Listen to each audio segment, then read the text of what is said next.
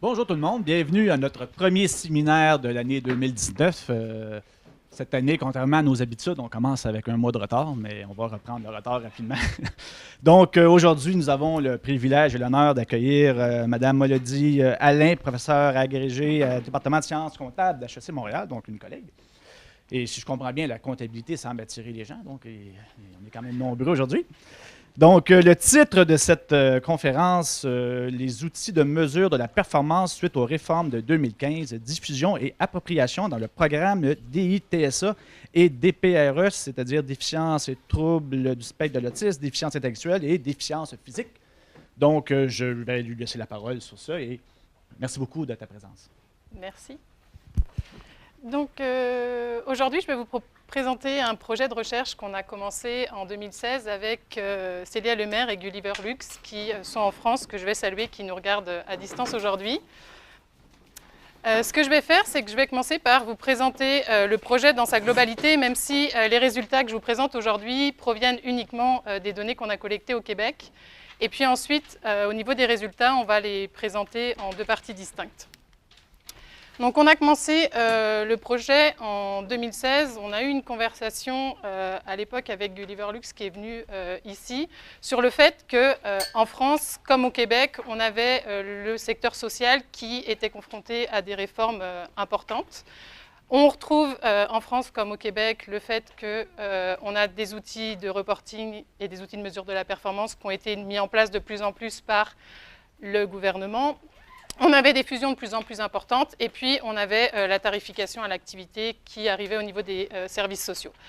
On avait un intérêt particulier à travailler sur les services sociaux pour deux raisons. La première, c'est que Gulliver et Célia sont spécialistes du domaine et de mon côté, je trouvais ça intéressant parce qu'en fait, quand on regarde la littérature, on a beaucoup de choses qui se font sur les services de santé. Souvent, les services sociaux, on en parle moins. Donc l'objectif de la recherche, c'était vraiment de nous concentrer sur l'impact des réformes sur les services sociaux. On voulait regarder premièrement ces réformes, quels outils elles avaient apportés. On voulait regarder comment est-ce que ça se diffusait, comment est-ce que les gens se l'appropriaient et quel impact ça avait finalement sur la performance, avec l'objectif, en faisant un comparatif France-Québec, à terme de pouvoir être en mesure de voir qu'est-ce qu'on a comme bonne pratique au Québec, qu'est-ce qu'on a comme bonne pratique en France et est-ce qu'il n'y a pas des échanges possibles au niveau de ces bonnes pratiques-là. Pour mener notre projet, ce qu'on a décidé de faire, c'est de faire des analyses qualitatives, donc des études de cas, pour pouvoir aller voir vraiment en profondeur ce qui se passe sur le terrain. Donc, au niveau des données, on a mené à peu près une cinquantaine d'entrevues au Québec et en France qui ont duré à peu près 1 heure. Au niveau des entrevues qu'on a menées au Québec, on a rencontré des personnes dans 3 CIUS différents. On avait fait le choix de ces CIUS-là parce que, en termes de territoire, ils desservent des territoires qui sont différents, donc on trouvait que c'était intéressant pour la représentativité.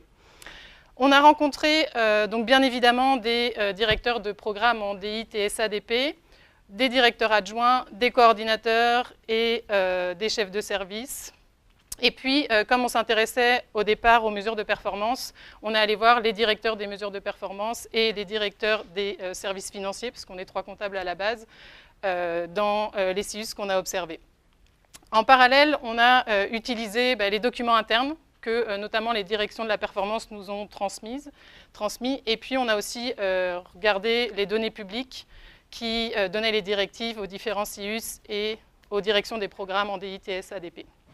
On a consulté notamment le rapport qui présente le plan stratégique du ministère donc de 2015 à 2020. Juste pour préciser, on a réalisé nos entrevues du début 2017 à la fin 2017, donc on s'entend que ça fait entre 1 ou 2 ans, donc on suppose que les choses ont changé, puis c'était bien évidemment ce que tout le monde nous mentionnait, que ça allait changer.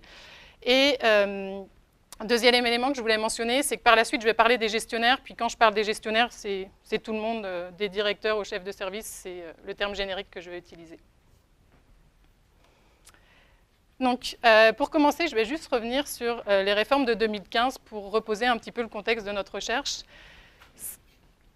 Dans le plan stratégique de 2015-2020, le mot du ministre avait clairement mis en avant qu'on avait la volonté d'améliorer l'accessibilité, d'améliorer l'efficience en réduisant les coûts et enfin d'améliorer la satisfaction des usagers. Pour y parvenir, il y avait 3 grands chantiers qui avaient été lancés. La fusion des établissements, avec l'idée que, effectivement, si je fusionne, je vais pouvoir réduire les coûts, notamment avec toutes les coupures au niveau des postes de cadre qui ont eu lieu à l'époque. Et puis, avec l'idée aussi qu'on retrouve dans la littérature, quand on fusionne des établissements, on se retrouve avec des établissements qui font des plus grands volumes de prestations de services. Et le fait de faire des plus grands volumes, ça permet de mieux les maîtriser et donc d'améliorer le service qu'on va rendre. En parallèle, il y a eu bien évidemment les compressions budgétaires qui sont venues soutenir aussi la recherche de l'efficience souhaitée. Et puis enfin, il y a eu le déploiement du Lean qui, conforme à la littérature, avait pour objectif lui aussi de venir améliorer la qualité du service et diminuer les délais d'attente. Pour nous, c'est important de revenir au niveau des réformes parce que notre point d'entrée, c'était vraiment les outils de mesure de la performance. Puis finalement, quand on a analysé nos données, on s'est rendu compte qu'on ne pouvait pas étudier les outils de mesure de la performance sans revenir sur ce contexte-là parce que tout ça était interrelié. Et puis, ça nous a donné les résultats que je vais vous présenter à l'instant. Donc, pour commencer, je vais revenir sur la diffusion et l'appropriation des outils tels que nous l'ont mentionné les personnes qu'on a rencontrées. Donc, ce qu'on a trouvé, c'est qu'il y avait une multitude d'outils qui étaient disponibles et utilisés. On a des outils maison qui existaient déjà. Donc, on a plusieurs gestionnaires qui nous ont dit qu'on avait déjà des choses qui existaient, puis on continuait à les utiliser.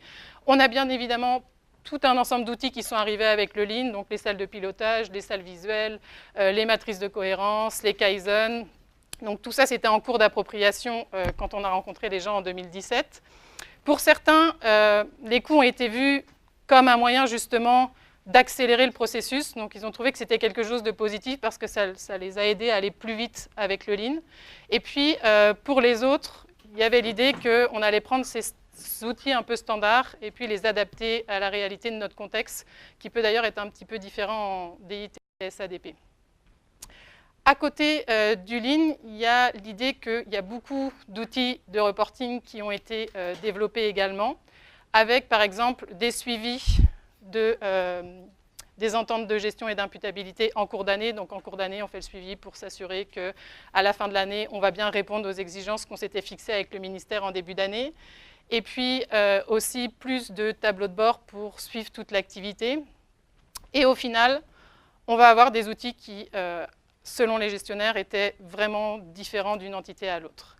Ce qui ressortait à l'époque, c'est qu'on était en cours de déploiement. Donc les réformes étaient arrivées en 2015, nous on est arrivé 1 an et demi, 2 ans après, donc bien évidemment on était encore dans le flot des réformes et notamment dans le flot des fusions. Au niveau des avantages qui sont ressortis des outils, le premier, le plus important, c'était qu'on avait le sentiment que maintenant on avait un coffre à outils qu'on pouvait utiliser au besoin, quelque chose qu'on n'avait pas toujours avant, que ça permettait de donner accès à des données, encore une fois, qu'on n'avait pas avant. Et le fait d'avoir accès à ces données-là, ça permettait de mieux connaître son environnement, de mieux mesurer ce qui se passait et sur la base de ces mesures, de pouvoir mieux progresser vers la performance telle qu'on se l'est définie au niveau organisationnel. Et donc, globalement, ces outils sont jugés comme utiles et nécessaires pour supporter le changement. Toutefois, en contrepartie, ce qu'on a, c'est l'idée que actuellement, les outils sont imparfaits pour des programmes de DITS ADP. Première critique qui était formulée, c'était le fait que ce n'était pas encore suffisamment multidimensionnel, que pour l'instant, on mettait beaucoup l'accent sur l'accessibilité et sur la réduction des coûts, ce qui fait qu'on avait certains axes du vrai nord qui étaient un petit peu mis de côté, comme la satisfaction des employés, que le fait de mettre l'accent sur la continuité du service, l'accent sur l'accessibilité du service, on en oubliait la continuité du service, et donc au final, ça posait problème sur la qualité du service qu'on rendait. Et puis, enfin, il y avait l'idée que quand on est dans un programme de DI, TS, ADP, on a des contraintes particulières, on a des situations particulières, on a des services particuliers qui font qu'on a des outils et des indicateurs qui ne reflètent pas toujours la réalité du terrain et des cibles qui semblaient souvent inatteignables. Donc on trouvait que finalement, on n'avait peut-être pas réussi à bien juger les indicateurs qui pourraient refléter la qualité du service. Et puis un autre point qui est sorti, c'est l'idée que selon les territoires desservis, comme on est encore une fois sur des services particuliers, on a des populations qui sont parfois particulières et qu'on ne les prenait pas en compte. On avait quelque chose de trop global qui fait que quand on a une population particulière, à besoin particulier, dans un service en déficience intellectuelle, par exemple, ça, on ne va pas vraiment pouvoir le faire ressortir avec les outils actuels. Ensuite, il y a un ensemble de questions qui ont été émises par rapport aux standards qu'on utilise maintenant en DITS-ADP. Donc, il y a les nouveaux guides de bonnes pratiques qui ont été mis en œuvre. Et là aussi, il y a la question de, finalement, c'est quoi la pertinence d'un standard quand je rends un service social? Et les personnes considéraient que parfois, à travers ces outils-là, on en oubliait que c'était juste des guides, on en faisait des directives, et en faisant des directives, on oubliait le côté un peu plus variable d'un service social. Il y a aussi plusieurs personnes qui ont mentionné que la charte comptable qu'on utilisait actuellement, elle n'était pas adaptée aux services sociaux. Donc, c'est une charte comptable qui avait été développée dans des provinces où services sociaux et services de santé étaient séparés. Ce qui fait que là, on appliquait ça au Québec où on a les deux ensemble, et donc les services sociaux ne se retrouvaient pas forcément dans cette charte comptable. Et donc, il y a plusieurs personnes qui nous ont mentionné qu'elles travaillaient à essayer de faire ressortir leur activité qui, pour l'instant, était complètement mise sous les soins hospitaliers. Et pour finir, ce qui ressort, c'est que finalement, on manque de ressources pour déployer les outils. Donc, on a tout un tas d'outils qui sont pertinents, mais que le contexte fait qu'on n'a pas suffisamment de ressources pour réussir à les mettre en œuvre. Les personnes mentionnaient aussi qu'il faut du temps, de toute façon, pour déployer les outils et qu'on avait une importante marge d'amélioration et que dans l'avenir, on avait bon espoir que tout ça finisse par se mettre en place. Donc, à partir de là, on a aussi regardé finalement, en tant que gestionnaire, pour vous, ces outils, ils ont quoi comme impact au quotidien sur votre travail? Ce qui ressort, c'est l'idée que les outils sont positifs parce qu'ils permettent de se structurer et que c'était important parce qu'il y avait certaines personnes qui considéraient que jusqu'à présent, c'était plutôt déstructuré. Mais en contrepartie, que ça s'accompagne d'une charge de travail accrue. Donc, on est dans un contexte où on doit gérer les fusions, on doit gérer les coupures budgétaires et en plus, on doit gérer des nouveaux outils et en plus, on doit gérer le reporting pour le ministère. Et donc, tout ça cumulé, ça amène à une charge de travail décuplée avec une modification dans le contenu du travail. Donc, on passe de gestionnaire plus clinicien à gestionnaire plus administratif. Je pense que ça a déjà été mis en avant dans le cadre du pôle santé.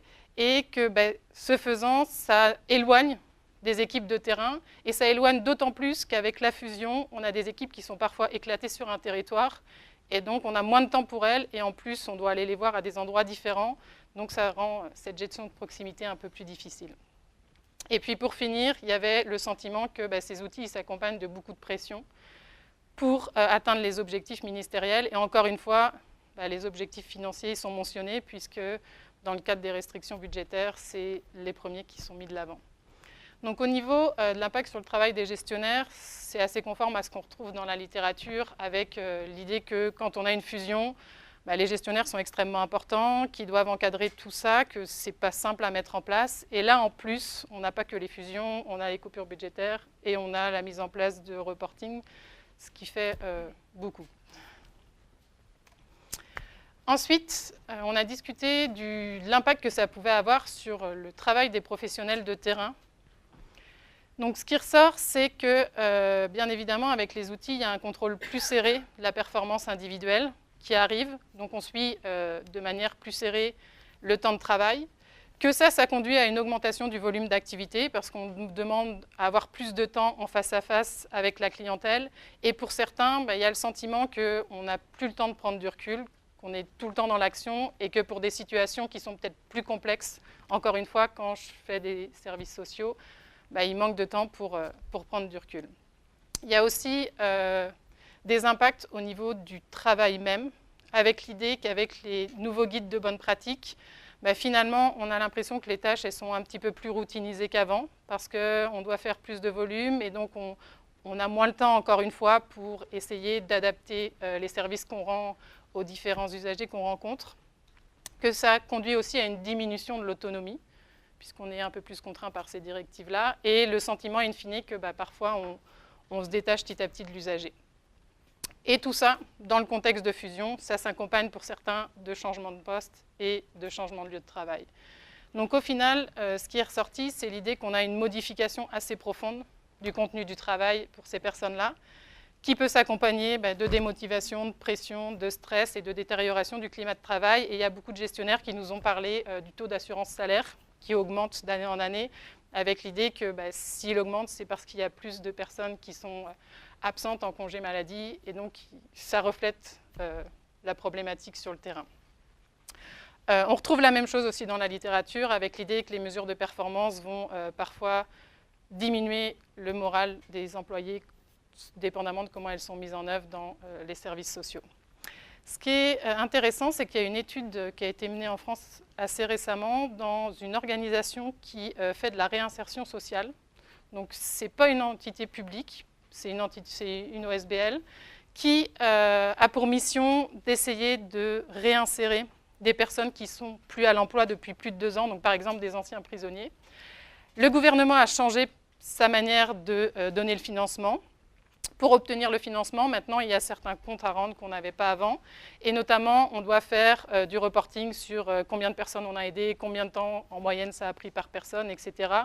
Qu'au niveau individuel, pour les bénéficiaires du service, on doit voir avec elles, est-ce que vous êtes à l'heure à chaque fois qu'on a une rencontre, est-ce que vous êtes à l'heure au travail, est-ce que quand je vais chez vous, votre maison me donne l'impression que vous êtes apte à faire votre travail.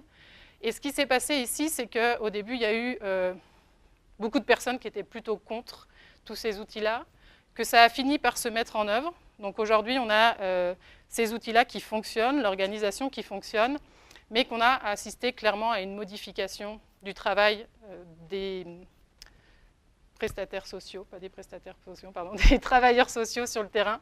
Donc il y a les travailleurs sociaux qui disent finalement aujourd'hui j'ai une relation moins directe avec mes usagers, j'ai des frontières émotionnelles qui sont renforcées, et puis j'avais une relation de proximité que j'ai plus.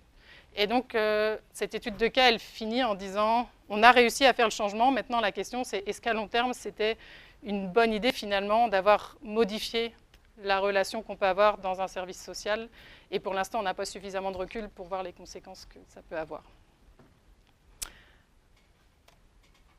Ensuite, donc là on va remonter au niveau organisationnel, on est allé voir qu'est-ce que ça avait eu comme conséquence plus au niveau de l'organisation. Ce qui sort, c'est que le Lean a changé la culture et que c'est une bonne chose, que c'était important de modifier la culture, qu'on a une collaboration qui est plus accrue aujourd'hui, et ça c'est plutôt grâce aux fusions. Donc le fait d'avoir fusionné, on a des établissements qui avant, on avait des transferts de patients d'un établissement à l'autre sans trop se poser les conséquences que ça allait avoir sur l'autre établissement. Et le fait de faire partie de la même grande famille SIUS, aujourd'hui on a peut-être des relations qui fonctionnent mieux entre entités. Et puis enfin, on a certains objectifs en 2017 qui avaient été atteints. Par exemple, dans plusieurs endroits, on a eu des diminutions des listes d'attente, donc ce qui est conforme avec ce qu'on attend du Lean notamment. On a aussi des effets négatifs qui nous ont été reportés. Pour certains, le changement de culture, ce n'est pas quelque chose qu'ils considèrent comme spécialement bénéfique. La fusion notamment, ça a créé beaucoup de complexité, donc on a des systèmes d'information qui ne se parlent pas, ça aussi on a l'habitude de l'entendre au Québec. On a des outils de mesure de la performance qui ne sont pas les mêmes dans différentes entités, donc ça devient difficile de comparer tout le monde. Et puis, on a parfois de la difficulté à trouver les personnes à qui parler. Donc maintenant, on est dans des grandes structures, puis quand on a une problématique, qu'on veut trouver la personne qui pourrait répondre à notre besoin, on ne sait plus bien où la trouver. On a aussi l'idée qu'on s'est un petit peu déconnecté du terrain, donc on a les indicateurs qu'on doit s'assurer d'atteindre ces indicateurs-là pour la légitimité de l'établissement, mais encore une fois, quand on regarde le terrain concrètement au niveau des services de DIT et SADP, on s'aperçoit que les problèmes sont parfois toujours là. Ce qui est ressorti aussi, c'est l'idée qu'on a moins d'autonomie de gestion, donc que le ministère a pris beaucoup plus de place qu'avant, et que de ce fait, on est parfois reparti de zéro. Donc on avait des outils qui fonctionnaient bien, et puis là on a eu la fusion, on a eu tout ce qui est venu avec, et pour certaines personnes, on a eu le sentiment qu'il fallait repartir de zéro, quelque chose qu'on avait mis des années à monter et qui fonctionnait plutôt bien. Et puis enfin, on trouve l'idée qu'on a certains objectifs qui ne sont toujours pas atteints. Donc c'est assez intéressant, c'est qu'on a d'autres personnes qui nous ont dit qu'au niveau des listes d'attente, chez elles, on n'était pas rendu là où on voulait, qu'au niveau de la satisfaction des usagers, on n'était vraiment pas sûr que ça se passe bien, et au niveau de la satisfaction des employés, de la même manière, c'était encore plutôt négatif. Là aussi, au niveau des impacts organisationnels, on retrouve des choses qu'on a dans la littérature avec le fait que c'est assez mixte les résultats qu'on peut avoir des fusions et des lignes sur le court terme.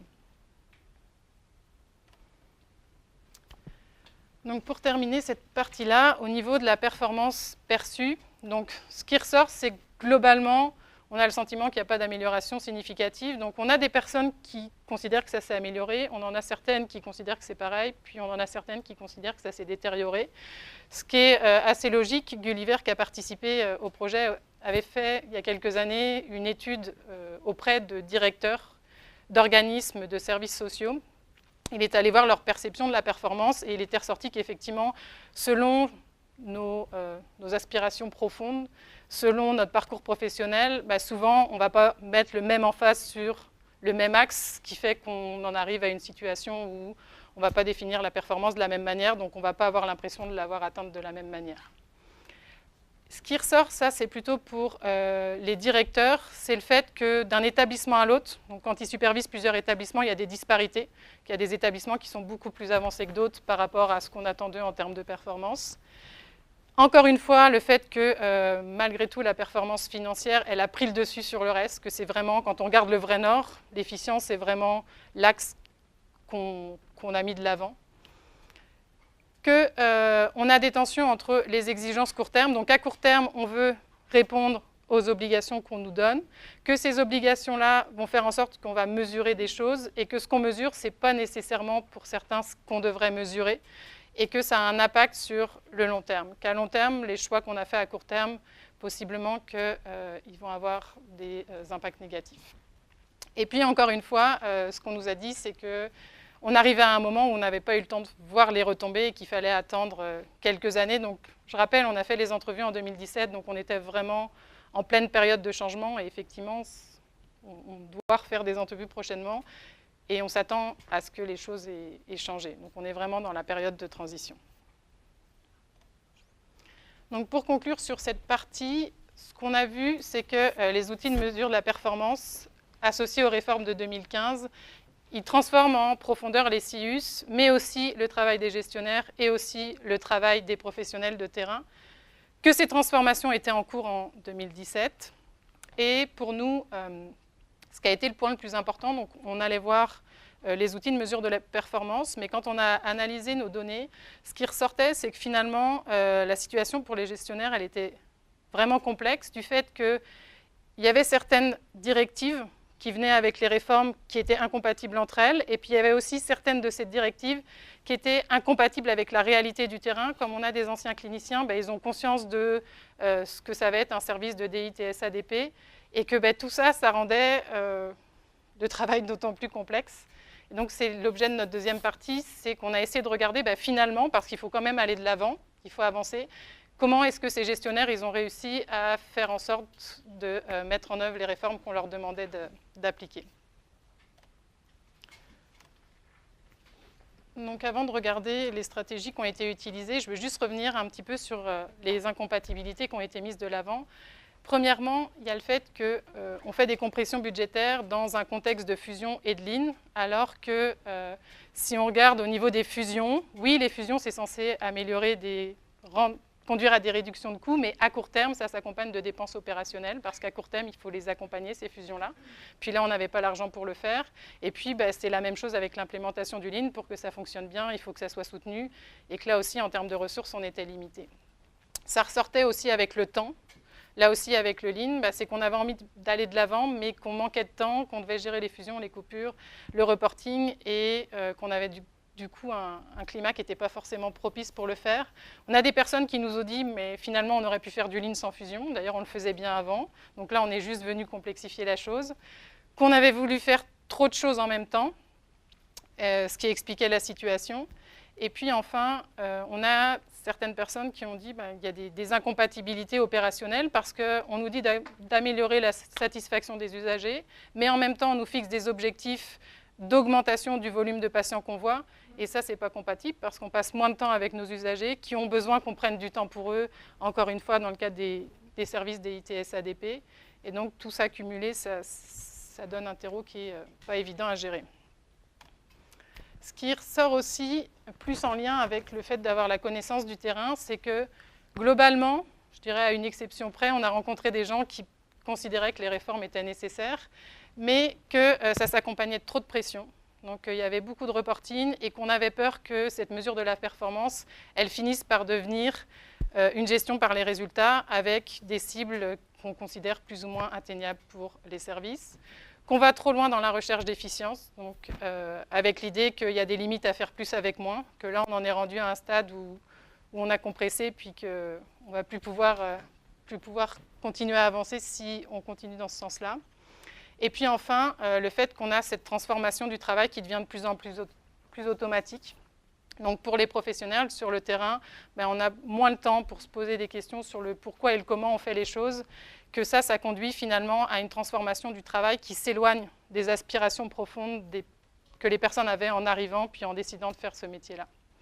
Donc dans ce contexte-là, ce qu'on a pu isoler, c'est qu'il y avait ce qu'on a catégorisé 6 manières d'essayer d'aller de l'avant malgré tout. On a une citation qu'on trouve qui résume bien la situation, c'est « Je dirais que ça devient un art de justement amener les choses pour que ça passe ». Avec, c'est ça, toutes les difficultés qu'on a. Donc on a trouvé 6 postures avec, d'un côté, transféré, qui va être plutôt l'idée que on va prendre les directives et puis on va les appliquer parce que c'est ça qu'on nous demande de faire à court terme, jusqu'à adapter, ou pour nous, adapter, c'est la position où on va essayer de protéger au maximum les employés sur le terrain. Et donc, entre les deux, on a tout un ensemble d'actions qui sont possibles. Et puis, ce qu'on s'est rendu compte, c'est que les gestionnaires, ils prennent à droite, à gauche pour essayer d'avancer. Donc, la première, c'est le transfert. Donc, ici, je viens de le dire, l'idée, c'est qu'on va prendre les directives, puis on va les transmettre aux employés, avec l'espoir que, eux comme nous, ils ont conscience qu'on a besoin de changement et donc que ces réformes, elles sont nécessaires. Donc, on a une citation. Donc, c'est sûr que je n'ai pas du tout été populaire, mais ces gens-là, aujourd'hui et maintenant, probablement qu'ils sont capables de voir l'avantage pour le client. Mais reste qu'il y a des gens qui ont trouvé que c'était très difficile, cette fusion. Honnêtement, ça m'a fendu le cœur, mais c'était ça qu'il fallait faire pour la clientèle. Donc là, on voit bien, effectivement, toute la difficulté à mettre en œuvre certaines réformes qui peuvent être plus ou moins positives pour les employés, mais qui sont jugées comme nécessaires. Deuxième chose qu'on a vue, c'est la priorisation des objectifs. Donc ça aussi, c'est assez présent dans la littérature, notamment en psychologie, qu'en tant qu'être humain, on ne peut pas multiplier les objectifs qu'on poursuit. Donc il va falloir qu'on priorise. Et pour prioriser, il y a certains facteurs externes qui vont nous aider à faire notre priorisation. Et donc là, bien évidemment, ce qui va aider à prioriser, ça va être ce qui vient du ministère, et donc s'assurer qu'on améliore l'accessibilité et s'assurer qu'on diminue les coûts. Même si, pour beaucoup, finalement, on aimerait qu'on s'occupe un peu plus des employés, mais à court terme, on ne peut pas tout faire. Et donc, ce qu'on nous a dit en 2017, c'est que c'était dans les objectifs de 2018, donc je ne sais pas ce qui s'est passé en 2018, mais qu'on allait rouler finalement les priorités. Qu'en 2017, on va aller avec les priorités qui étaient les plus urgentes, puis qu'en 2018, on ferait avec les autres. Donc on a quelqu'un également qui nous a dit « Il faut être performant, mais il faut que ça apparaisse. Il faut que ce soit démontré et suivi à toutes les strates de l'organisation. » Donc c'est vraiment une pression qu'on a sur le terrain qui, des fois, moi comme chef, je n'ai pas le choix d'aller vers ça. C'est correct aussi, mais en même temps, des fois, il y a d'autres priorités un peu plus cliniques qu'on ne le souhaite pas, mais on met un peu de côté. Donc cette idée qu'encore une fois, on doit prioriser avec ce qui est demandé à court terme. Ensuite, on a appelé ça prêcher parce qu'on n'a pas trouvé un terme qui nous convenait mieux que ça. Ici, c'est l'idée qu'on est convaincu que les réformes sont nécessaires, mais que quand on regarde ce qui se passe sur le terrain, parfois c'est difficile de se dire que ça va fonctionner. On a par exemple quelqu'un qui nous expliquait qu'il avait certains de ses professionnels qui étaient très performants, selon les nouveaux indicateurs de performance. Ça fonctionnait très bien. Puis là, on arrivait, puis on leur demandait de faire du reporting, de suivre les guides de bonne pratique. Et c'était un peu un non-sens parce que finalement, c'est ça, c'est de venir demander à quelqu'un de changer quand on sait que sa façon de faire jusqu'à aujourd'hui, elle fonctionne. Et donc là, on a l'idée qu'on est un peu obligé de prêcher, c'est vers là qu'on va. Puis on a une autre citation que moi j'aime beaucoup, L'image que je nommerais, c'est qu'on est en train de construire une autoroute, puis il faut que la qualité du chemin soit parfaite parce que c'est une autoroute, mais on n'a pas encore les lumières pour nous éclairer. Puis disons qu'on est en train de la construire, puis on avance en même temps qu'on la construit. On a une autosport parce qu'on est sur une autoroute, mais en fait, on est encore sur la gravelle, fait que ce n'est pas l'idéal. On va aller vite, mais puis moi, je suis en avant, puis je dis « Ok, suivez-moi, c'est par là qu'on s'en va ». Mais il n'y a personne qui voit.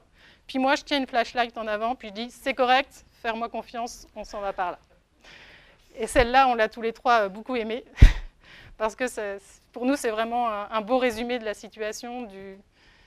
Il faut que j'y croie, parce que j'y crois, il faut qu'il y ait des changements, mais en même temps, je ne sais pas où on va, et il faut que j'arrive à mobiliser les gens pour qu'ils me suivent. À côté de ces positions-là, on a des positions qu'on retrouve plus classiques. Premièrement, l'idée qu'on va enseigner, entre guillemets, on va expliquer aux gens pourquoi on fait les choses et comment est-ce qu'on les fait. Ça permet par exemple de donner des exemples sur des choses qui ont été mises grâce à des applications du Lean. On va aussi offrir de la formation, par exemple des ceintures du Lean. Problème, c'est que ça prend du temps, et que du temps, encore une fois, on en a plus ou moins. Mais c'est vu comme quelque chose de vraiment important parce que ça permet de dissocier le Lean des coupures budgétaires. Comme les deux sont arrivés ensemble, ça c'est ressorti souvent aux yeux des professionnels de terrain. C'est la même chose. Et donc, le temps qu'on va passer à expliquer que ce n'est pas la même chose, c'est essentiel si on veut réussir à mettre en œuvre les outils. Donc, on a un exemple. Je dirais que l'élément le plus préoccupant, c'est que la situation budgétaire de l'établissement est un élément tellement fort qu'il faut faire attention pour ne pas qu'on dérive dans ce coin-là. Puis, que l'amélioration continue soit vue comme étant ce qui a permis de faire de l'optimisation, puis de réduire les coûts. Ce que je dis aux gens, puis j'y crois beaucoup, c'est améliorer votre qualité, puis votre sécurité, puis les coûts vont baisser tout seuls. C'est aussi clair que ça, parce que moins de réadmission, moins de complications, diminution moyenne de séjour, ça n'a que des effets positifs par rapport aux ressources qu'on a utilisées. Donc, c'est ça. Il y a cette idée d'enseigner et d'expliquer le pourquoi du comment. Et puis, quand on va un peu plus loin, l'idéal, qui est souvent mentionné, c'est qu'il faut impliquer les équipes. Donc là, on retombe sur les principes même du Lean. Encore une fois, le fait d'impliquer les gens, ça leur permet pas seulement qu'on leur dise que le Lean, ce n'est pas les coupures budgétaires, mais qu'ils le voient par eux-mêmes. Et c'est clairement vu comme une garantie de la mobilisation et une garantie du succès. C'est important comment on amène les choses, c'est important que rapidement, ils voient que ce sont eux qui ont les solutions, puis qu'on va faire évoluer la situation, parce que sinon, ils sentent que c'est imposé, puis qu'on les contrôle, puis on perd leur mobilisation. C'est extrêmement important comment on l'apporte, puis je pense que c'est bien apporté. Moi, j'ai pleinement confiance que le personnel embarque là-dedans, puis c'est là qu'on peut se tromper. Si on ne le fait pas correctement, ça peut créer l'effet inverse, ça serait dommageable. Donc on a cette idée quand même de risque, que ça ne se passe pas comme on veut parce qu'on a tout un tas de contraintes qui font qu'on n'arrive pas nécessairement à mettre en place l'implication qu'on aimerait. Pour terminer, dernière façon de faire qu'on a pu voir, c'est l'idée qu'on va adapter les directives pour faire en sorte de limiter le stress sur le terrain. Première chose, ça peut être le non-respect des objectifs. Donc là aussi, il y a plusieurs personnes qui nous ont dit, quand on regarde le plan stratégique du ministère 2015 à 2020, normalement, les salles de pilotage, elles devaient être implantées à 100% en 2018. Et là, il y en a beaucoup qui nous ont dit, on n'y sera jamais, puis on va juste retourner voir le ministère et lui dire que c'est pas possible. Ensuite, plus proche des équipes de terrain, il y a la création de cibles intermédiaires. Donc quand on a des cibles qui nous semblent inatteignables, plutôt qu'aller transmettre ces cibles-là, il y a plusieurs gestionnaires qui ont dit moi, je vais aller chercher des cibles intermédiaires et puis on va y aller étape par étape parce que là, ce n'est pas possible. Ce n'est pas possible de demander à mes équipes d'atteindre ces cibles-là à court terme. Et puis enfin, on a l'acceptation de situations particulières. Donc il y a des personnes qui nous ont dit, ce qui est compliqué aujourd'hui, c'est que quand on rend des services de DI, TSA, DP, on a parfois des situations qui sont très complexe. On nous avait donné l'exemple, je pense, d'un accidenté de la route. Donc, c'est quelque chose qui n'arrive pas souvent. Mais quand ça arrive, la personne qui s'en occupe, qui la prend en charge, elle n'a pas le choix de passer du temps à trouver des contacts pour l'accompagner. Et que tout ça, ça fait qu'elle va sortir des standards, elle va sortir des normes.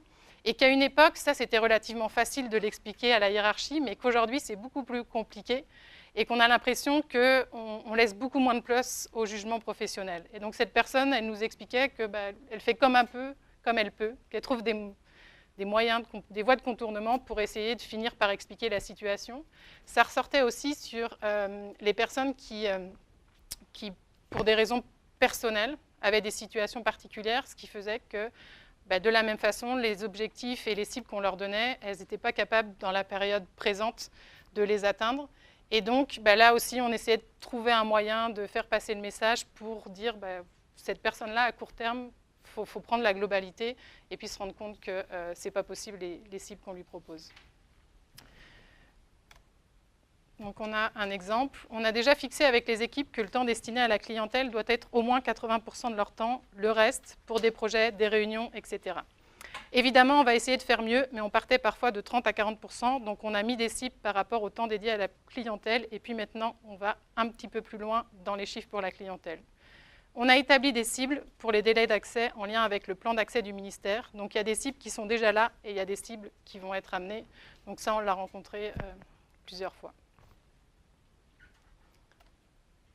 Donc, pour conclure de ces premières analyses, ce qui ressort, c'est qu'on a beaucoup d'outils qui ont été déployés suite aux réformes de 2015, mais que ces outils-là, encore une fois, on ne peut pas comprendre leur diffusion si on ne prend pas en compte le fait qu'elles s'inscrivent dans un contexte de fusion et dans un contexte de compression budgétaire, ce qui n'a pas toujours aidé justement à la bonne diffusion de ces outils-là. Ce qui ressortait en 2017, c'est bien évidemment qu'on était en cours d'appropriation, la réforme était quand même récente, moins de 2 ans, donc c'était normal qu'on se retrouve dans la situation où on était. Ce qui ressort aussi, c'est que toutes ces réformes-là, elles conduisent à une transformation profonde des CIUS, mais aussi du travail des gestionnaires et aussi du travail des professionnels de terrain, et qu'il y a le risque qu'on perde un peu, qu'il y ait une déconnexion entre les aspirations initiales des professionnels de terrain qui sont venus faire ce travail pour des raisons particulières, et puis ce qu'on leur demande de faire aujourd'hui. Et puis enfin, ce qu'on vient de voir ensemble, c'est que dans tout ça, on a des gestionnaires qui ont une marge de manœuvre quand même très très restreinte pour faire en sorte de continuer à faire avancer le réseau. Pour finir, je l'ai déjà mentionné, la note optimiste, c'était que globalement, on pensait que ça allait s'améliorer, et on espère faire des entrevues de phase 2 au printemps avec les personnes qu'on a rencontrées en 2017 qui nous écoutent sûrement, et que je remercie encore une fois d'avoir pris un peu de temps pour notre projet de recherche. Je vous remercie.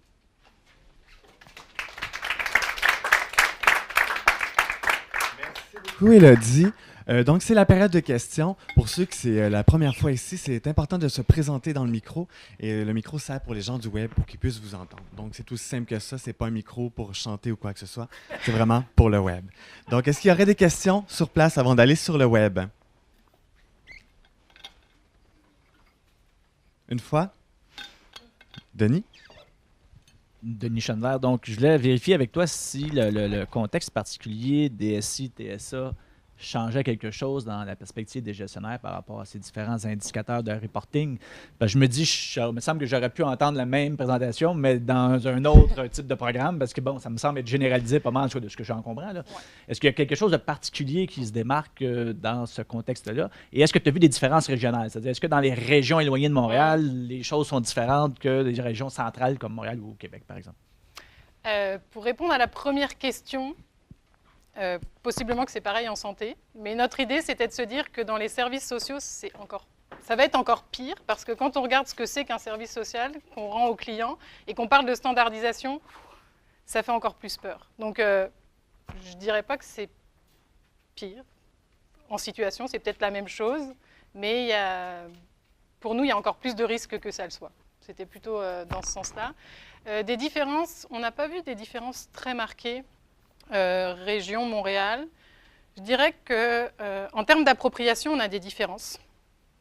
Il y a des CIUS qui sont plus avancés que d'autres, mais en termes de pression et de tension, pour nous, c'était la même chose un peu partout. On n'a vraiment pas de différence selon les CIUS. Je dirais qu'on a peut-être plus de pression, par contre, plus on descend au niveau des chefs de service versus les directions. Ce serait plutôt comme ça qu'on aurait des différences. Marie-Hélène Jobin, HEC Montréal. D'abord, merci beaucoup parce que je pense que le portrait, il est très juste, très, très juste. Puis la mise en perspective par rapport aux fusions, à l'ensemble du contexte dans lequel ça s'est inscrit, tu l'as d'abord très bien vu, puis tu comprends, de mon point de vue, là, très bien l'ensemble de la mécanique qui mène aux conclusions. Personnellement, je vais toujours déplorer le fait qu'il y ait dans le réseau un amalgame entre justement ce contexte de fusion-là et cette approche très top-down-là qu'on a eu dans les dernières années avec l'introduction des outils de performance dont tu fais mention. Puis c'est dommage parce que je pense que si on avait eu la chance de pouvoir les introduire dans un contexte de plus belle stabilité, bien, il y a des choses comme par exemple une des remarques que tu as soulignées qui me fait pratiquement pleurer, c'est de voir que ça ne favorise pas le leadership de proximité puis la proximité avec les milieux, alors que c'est complètement faux. C'est au contraire, ça devrait davantage le renforcer. Du moins, théoriquement, ça aurait été bien de pouvoir le valider. Fait que je voulais juste au moins te remercier là-dessus. Puis c'est ça, pour un peu faire du pouce sur la question que Denis t'a posée, moi, je suis tout à fait vraiment d'accord avec toi. Effectivement, on est loin là, d'une situation idéale dans les services sociaux. C'est la dernière frontière. Tous les établissements ont priorisé ou presque la mise en place des salles de pilotage et l'introduction des nouveaux outils de gestion dans les secteurs qui avaient davantage les parties qui saignent, là, davantage. Et on a gardé les services sociaux un peu de côté pour différentes raisons. Mais un des éléments que tu as mis le doigt dessus, c'est la complexité des services sociaux par rapport aux services plus de santé physique. Donc ça a vraiment à voir aussi là-dessus. Puis encore, ma perception, c'est que dans plusieurs des établissements, il y en a qui sont ici, ils pourront peut-être témoigner, mais on a encore des grandes difficultés actuellement à déployer. C'est des salles de pilotage, pas toutes, mais il y en a certaines qui sont encore sous-performantes vraiment dans ce secteur-là. Mais je te remercie parce que je trouve ça très intéressant. Puis je trouve la flèche avec les différents modes là, de choses, c'est vraiment, ça témoigne vraiment de la réalité. Une belle leçon de gestion. Merci. Est-ce qu'il y aurait des questions, des commentaires que vous aimeriez formuler sur place? Sinon, on n'hésite pas surtout à nous écrire par courriel. S'il y a des questions qui vous viennent par après, on peut également les joindre à Élodie avec plaisir. Donc, vous nous écrivez par courriel à paul.santé@hec.ca. Ça va nous faire plaisir d'y répondre. Sinon, de transmettre à Élodie, on aime pouvoir poursuivre la conversation, même si le séminaire se termine à 1h, mais nous, on poursuit par la suite avec grand plaisir. Donc, merci beaucoup, Élodie, pour la présentation d'aujourd'hui. C'était très clair, concis. C'est très apprécié. Merci encore d'avoir été des nôtres. Moi, je vous donne rendez-vous le 13 mars prochain pour notre prochain séminaire avec nul autre que Jean-Louis Denis qui va venir nous parler des réformes des systèmes de santé au Canada, convergence et divergence. Donc, c'est un rendez-vous 13 mars prochain. Merci, au plaisir.